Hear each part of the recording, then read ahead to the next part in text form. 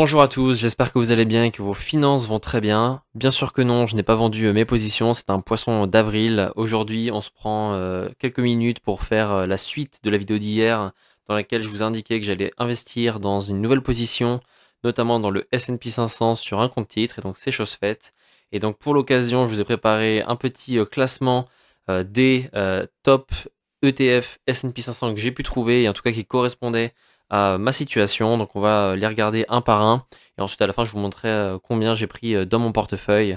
Tout d'abord, j'aimerais rappeler que tous les ETF que vous voyez ici sont des ETF accumulants, c'est-à-dire que chaque dividende versé par l'une des entreprises de ces 500 entreprises du S&P 500 vont être réalloués dans le fonds. Donc c'est-à-dire que vous n'allez jamais recevoir de dividendes si vous investissez dans ces paniers.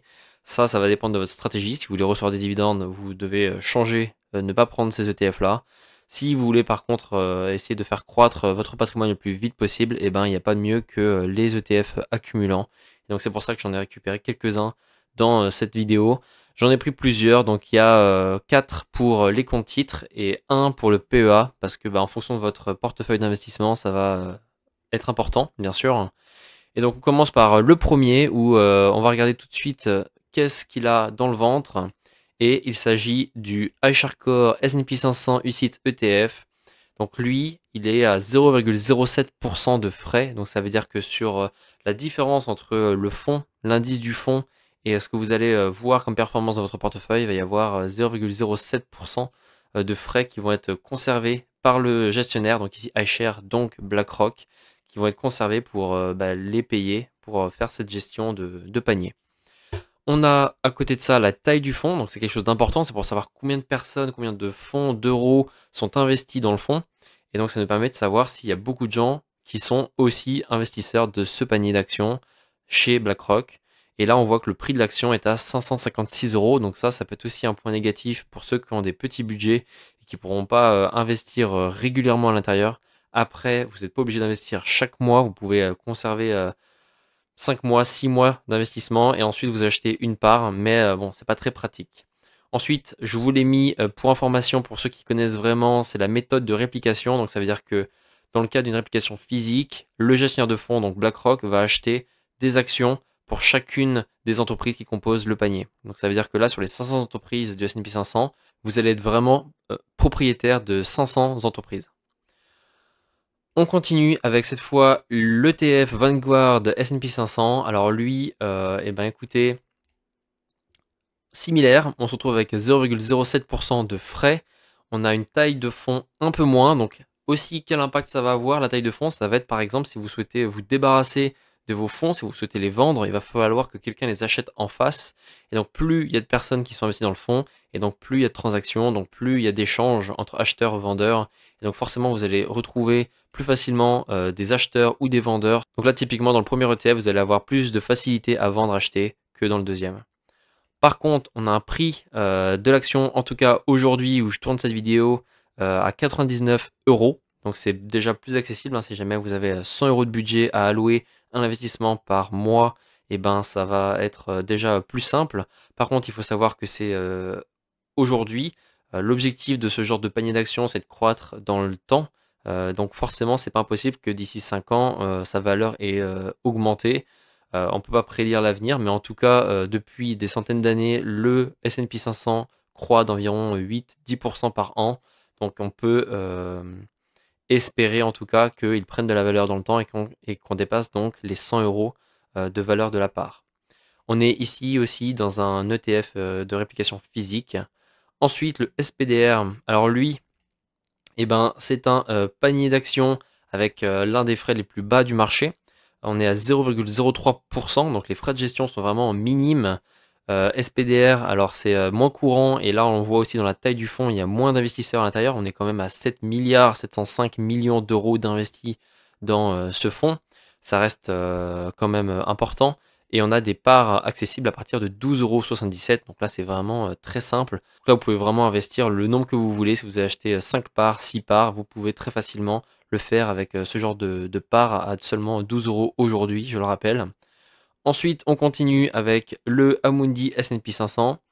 Et donc, on va arriver sur un fonds qui, lui, a des frais un peu plus élevés. On est sur du 0,15%. On a 2,45 milliards d'euros investis dans ce fonds. La part est à 103 euros. Et là, on est sur un fonds avec une réplication synthétique. Donc là, pour ceux qui sont vraiment intéressés, je vous laisserai regarder en ligne les détails. C'est quoi un ETF à réplication synthétique? Une petite phrase avec ChatGPT sera rapide. Mais brièvement, c'est quoi? C'est que en fait, le fonds va utiliser des stratégies pour vous donner la performance sans pour autant acheter directement les actions dans son portefeuille. Et donc forcément, ça a peut-être des coûts de gestion un peu supérieurs. C'est ce qui explique aussi le coût peut-être des frais qui sont à 0,15% pour ce fonds. Ensuite, enfin, pour le PEA, on a l'un des meilleurs ETF aussi. Par contre, on va voir tout de suite ses performances. Donc on a 0,13% de frais sur cet ETF. Alors il faut savoir que pour avoir des paniers d'actions américaines sur le PEA, il faut tricher parce que normalement le plan d'épargne action qui est accessible à tous les Français, je le rappelle, et qui permet des avantages fiscaux après 5 ans, est normalement conçu pour uniquement permettre d'investir dans des entreprises européennes ou françaises. Et donc là, en voulant investir sur les marchés américains tout en étant fiscalement avantagé par le PEA, et ben forcément on est obligé de passer par une réplication synthétique. Donc là, c'est l'institution financière qui va faire un peu une manière de un deal avec une autre institution. En échange des performances du S&P 500, elle va mettre en garantie un autre fonds qui va être plutôt des actions européennes ou étrangères, mais qui ne sont pas en tout cas celles que vous espérez quand vous achetez un fonds dans le S&P 500. L'avantage que ça a, c'est que ça vous donne accès à l'avantage fiscal du PEA. Par contre, vous avez du coup cette manipulation qui va peut-être coûter un peu plus cher en termes de gestion de frais. Maintenant, roulement de tambour pour savoir lequel j'ai choisi. Et peut-être qu'inconsciemment, ça s'est vu. Je l'ai en plus foncé. Et j'ai pris le premier. On va revenir pourquoi aussi. J'ai fait la demande à ChatGPT pour me faire un peu le comparatif. Pourquoi est-ce que ça pourrait être bien d'investir dans tel ou tel panier d'actions? Donc tout d'abord, le SPDR, on l'a vu, c'est très simple. Si vous cherchez les frais de gestion les plus faibles, ça va être forcément celui-là puisqu'on va avoir 0,03% de frais de gestion. Donc ça fait une bonne option. Ensuite, si vous cherchez la liquidité, donc la stabilité aussi du fonds, si par exemple vous voulez vendre, acheter à n'importe quel moment, à n'importe quelle heure de la journée, parce que forcément en fonction de votre zone géographique, vous n'allez pas acheter en même temps que tout le monde. Et donc si vous voulez maximiser les chances qu'il y ait quelqu'un en face de vous qui soit prêt à acheter ou vendre, vous allez plutôt choisir la liquidité, stabilité, donc là en fonction de la taille du fonds, donc le iShares Core S&P 500, qui est un peu plus cher, je le rappelle, il est à 550 euros la part, mais il a 98 milliards d'euros d'investis à l'intérieur, donc forcément il y a beaucoup plus de liquidité à l'intérieur. Ensuite, si vous êtes investisseur sur un PEA, plan d'épargne action, vous allez plutôt, vous n'avez pas vraiment le choix en fait, vous allez devoir passer par celui-là, le BNP Paribas S&P 500, qui est forcément l'un des fonds les plus performants du PEA aussi, hein. Donc moi j'ai hésité à l'avoir dans mon PEA, mais j'ai préféré partir sur un MSCI World et aussi un Nasdaq, vous l'avez peut-être déjà vu dans mes précédentes vidéos. Et ensuite, si vous voulez vous baser sur la méthode de réplication, si jamais vous préférez être propriétaire des actions de vos paniers, vous allez plutôt opter pour une réplication physique. Donc voilà, c'est ça qui peut jouer. Dans Best Overall, donc là on est sur les meilleurs, on est sur le SPDR pour ses frais vraiment faibles, très faibles. On est par contre sur le point négatif de cette taille de fonds qui est un peu plus inférieure à celle de son deuxième concurrent, donc l'alternative des meilleurs choix, c'est le HR Core S&P 500, donc, qui lui a énormément de taille de fonds avec des frais un tout petit peu supérieurs, mais qui peut-être offre une meilleure stabilité et liquidité. Pour ma part, je vous donne la réponse, donc vous le voyez juste en bas. J'ai fait mon choix. Donc là, vous voyez, c'est la ligne du milieu. Alors, je l'ai pris pour plusieurs raisons. Première raison, je suis investisseur sur la plateforme DeGiro. DeGiro a des partenariats avec certains paniers d'actions. Et donc, celui-là, pour moi, est partenaire DeGiro. Donc, ça me permet d'avoir des frais de transaction de 1 euro. Donc, par exemple, si j'avais choisi un des autres, ça m'aurait coûté 3 euros d'investir dans ce panier. Alors que sur celui-là, j'ai que 1 euro. Donc là, je me projette à très long terme, 10-15 ans d'investissement dans ce panier par exemple. Donc ça peut coûter petit à petit, venir grignoter un peu mes investissements. Donc je pense que pour moi, c'est le meilleur des choix. En plus, on l'a vu juste avant, c'est celui où il y a la plus grosse taille de fonds, donc ça va être pour moi le plus simple de gérer les achats et les reventes.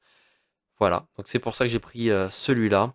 Ensuite, celui que vous voyez juste en dessous, donc lui je l'ai depuis très longtemps, ça fait presque depuis mes débuts d'investisseur.